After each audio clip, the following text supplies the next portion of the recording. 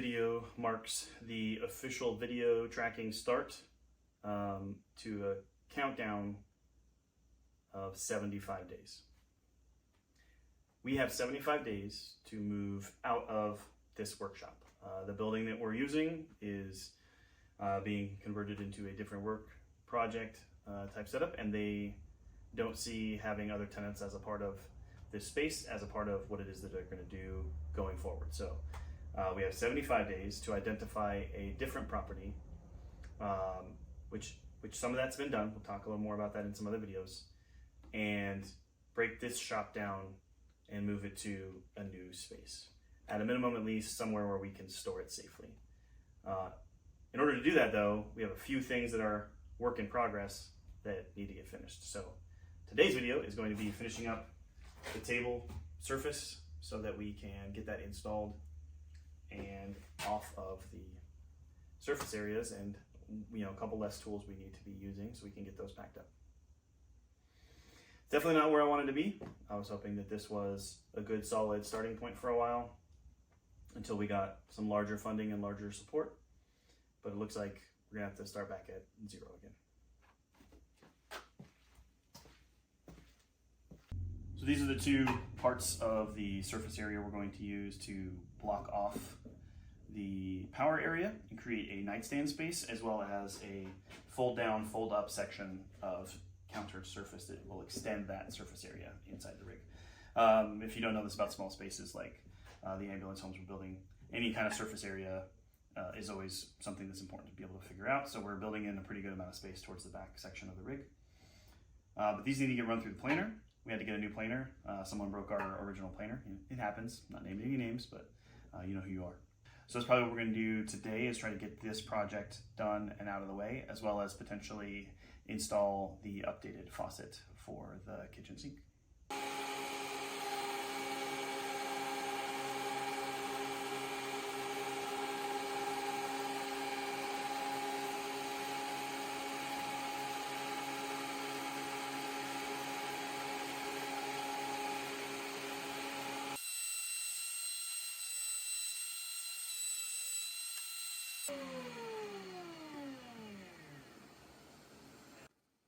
See, like there's like this gap, like wants to get putty and fill in a lot of this. We can also use clear boat, like boat hull epoxy. Yeah. And we can use that to lock in the stain. Sand it. See if we can fill with some wood putty, basically, so it keeps the wood feel. But yeah, that looks good.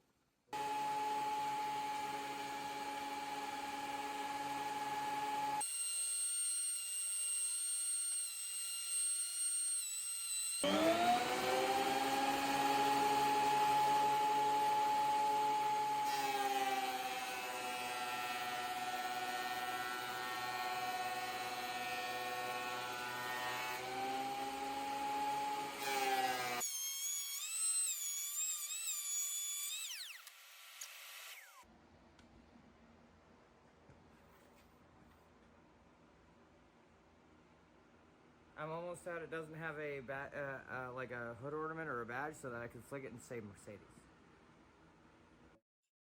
all right, so with the two broad surfaces planed on both board sets, in order for us to be able to glue it together, we need a smooth surface on the sides too. So we're going to run this through the table saw to clear this, and then we'll run miter saw to take the two ends off, and we'll have them to length and ready to glue together should we choose to.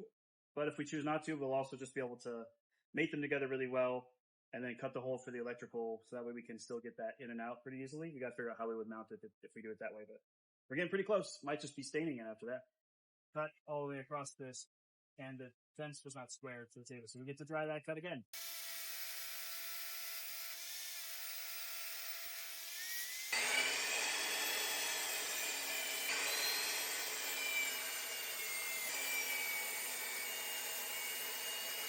We're going to need to measure and then cut these to the length we want for just the top surface. So that's the next step. So let's figure that out. I'll go measure. All right. Comes a little flip up. Yeah.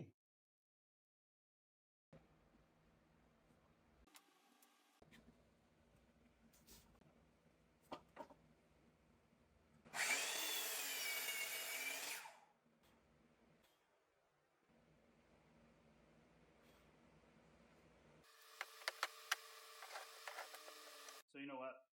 We talked about not gluing these two, Yeah. but we could probably glue these.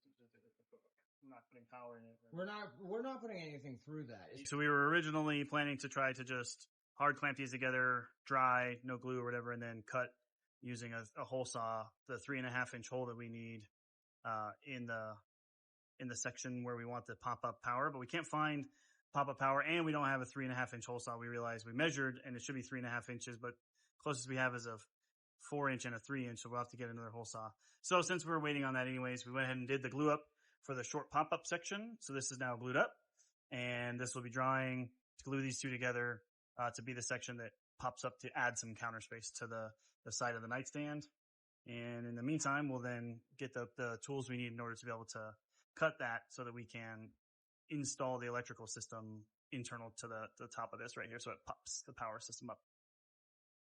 Hopefully to make this make more sense, this is the cabinet where all the power is installed on this side of the rig.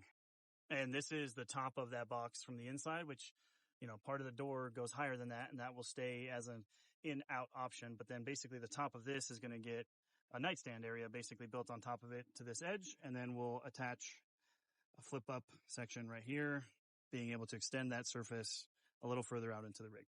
That's what we're talking about, what we're building with this pallet wood stuff. Okay, so the extension board is already out of the clamps, is well glued up. It's actually now, because it's been cut down to just what the expansion is going to be, it's wide, it's narrow enough to go through the planer, but I don't think we really need to. Everything seems pretty level on it, and we're going to just sand this down. It does need a little bit of filler right here. This one piece has enough of a variation in it. There's a pretty big gap, so we want to get some putty